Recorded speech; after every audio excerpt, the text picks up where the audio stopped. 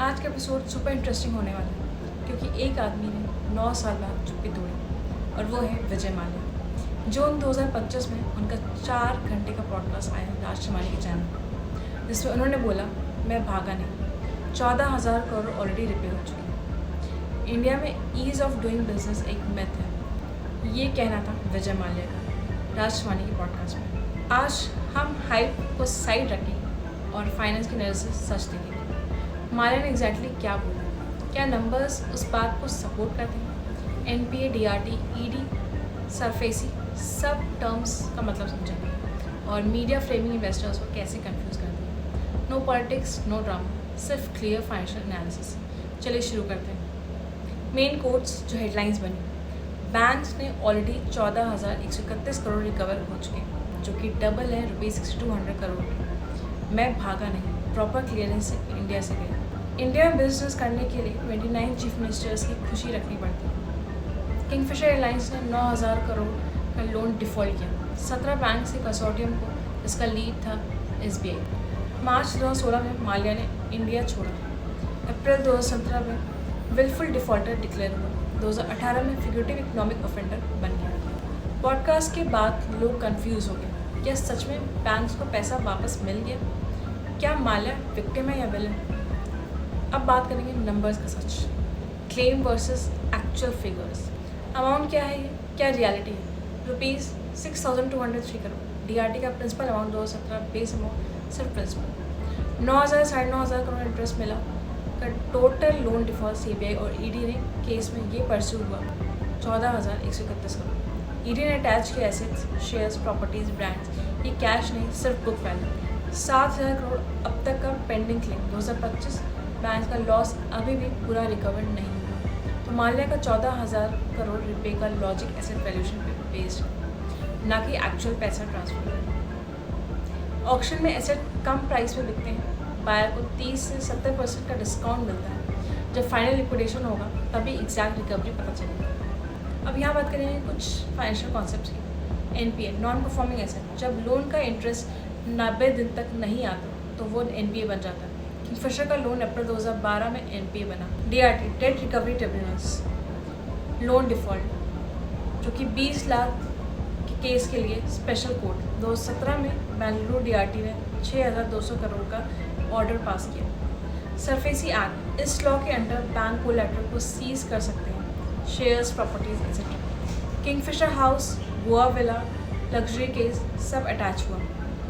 ED attachment, जब पैसा money laundering से जुड़ा हो तो ED उस एसेट्स को फ्रीज करता है। ED ने 14,131 करोड़ वर्थ का एसेट्स फ्रीज किया। FEO act, figurative economic offenders act, जो इंडिया छोड़ के भाग जाए और ट्रायल अटेंड ना करे, उसका ट्रायल बिना उसके हो सकता है। माल्या पे ये लॉ पहली बार लगा था। एसेट रिकवरी प्रोसेस, अब यहाँ पे मैं आपको बताऊँगी कि एसेट कैसे रिकवर करते हैं step by step. ED freeze करता है, shares, properties, brands all attach. Court approval, PMLA court से कंफर्मेशन मिलता है कि ये क्राइम से कमाया गया है asset.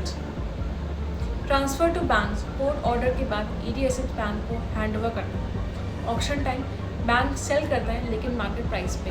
Example, Kingfisher house 135 crore में लिस्टेड था, 52 करोड़ में बेचा, 61% हेयर कट। अब बात करते हैं फाइनल रिकवरी। इंसाइडर एस्टिमेट के हिसाब से ₹8,000 to 8,500 करोड़ कैश ही मिला होगा। यहाँ पे लेसन की बात करेंगे। न्यूज़ में 14,000 करोड़ रिकवर्ड लिखा होता है, लेकिन वो बुक वैल्यू होती है, ना कि एक्चुअल पैसा। Media framing and sentiment, podcast और मीडिया का रोल। हेलो इफेक्ट, एक पॉपुलर इंसान जब अपनी स्टोरी बताता है तो लोग उसे सिंपैथाइज करते हैं। सेलेक्टिव कोट्स, FM ने बोला तो 14,000 करोड़ अटैच हुआ, बट पॉडकास्ट ने interest, cost, legal battle skip कर दिया, नैरेटिव चेंज कर दिया और सोशल मीडिया पर सिंपैथी मिल गई। RCB और UBHL जैसे स्टॉक में पॉडकास्ट के बाद 12% स्पाइक हुआ। हेडलाइन पढ़ो पर बैलेंस शीट भी ज़रूर देखो। चेकलिस्ट फॉर व्यूअर्स, गवर्नमेंट के ऑफिशियल प्रेस नोट्स चेक करो। Asset value is not equal to actual पैसा। लीगल कॉस्ट एंड ऑक्शन हेयर कर समझो। पेनी स्टॉक्स में फोमो से बच के रहो। ट्रेड रिस्क, माल्या को जब लोन मिला उस टाइम किंगफिशर ऑलरेडी लॉस में था, तो 11 से 13% इंटरेस्ट पर ही बैंक ने लोन दे दिया। Poor due diligence. कोलैटरल का रियलिटी, शेयर्स प्लेज किए थे लेकिन परफॉर्मेंस खराब थी। रिकवरी लोन अमाउंट से बहुत कम। PSBs को एवरेज 30 से 40% का रिकवर होता है विलफुल डिफ़ॉल्ट केसेस में। Currency risk, airline revenue US dollar में, लोन्स इंडियन रुपीज़ में is equal to mismatch. Dollar weak हुआ तो लोन रिपे मुश्किल हो गया। आज की legal and financial status. UK High Court में बैंक्रप्सी का केस अभी भी पेंडिंग है। जून 2025 में हियरिंग। इंडियन एक्स्ट्राडिशन प्रोसेस 2018 में होम ऑफिस रेडी, लेकिन माल्या ने असाइलम फाइल कर दिया। बैंक एक्सपोजर SBI अभी भी 2900 करोड़ का प्रोविजन कैरी कर रहा है। फ्यूचर आउटलुक, अगर ₹2000 करोड़ से ज़्यादा रिकवर हो गया तो PSU बैंक्स का ROA इम्प्रूव होगा। आप कैसे सोचें जब ऐसा पॉडकास्ट है?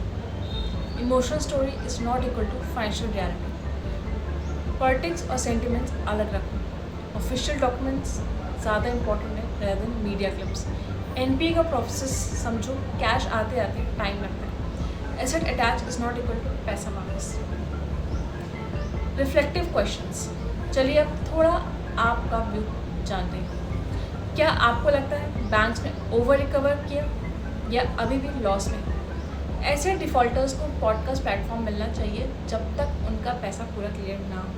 कमेंट से बताओ, डिबेट करें डेटा के साथ, इमोशंस के साथ नहीं। तो दोस्तों, ये था विजय माल्या पॉडकास्ट का कंप्लीट फाइनेंशियल ब्रेकडाउन।